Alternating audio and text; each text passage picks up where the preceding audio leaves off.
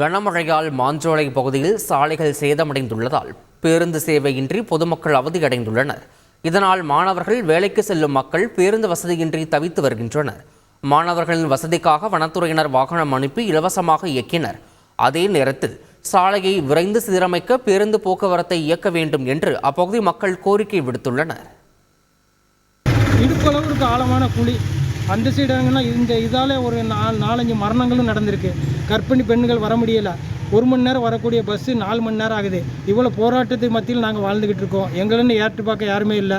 இந்த ட்ரிப்பாவது இந்த சாலை வசதி எங்களுக்கு செஞ்சு கொடுத்தாங்கன்னா நல்லாயிருக்கும். ஆனால் இப்போ நிவாரணப் பொருள் கொண்டு போயிருக்காங்க. எல்லா வசதியும் செஞ்சு கொடுத்துருக்காங்க.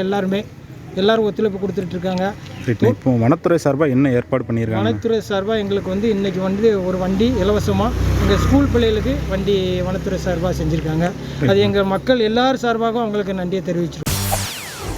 செய்திகளை உடனுக்குடன் தெரிந்து கொள்ள உடனே சப்ஸ்கிரைப் பண்ணுங்க.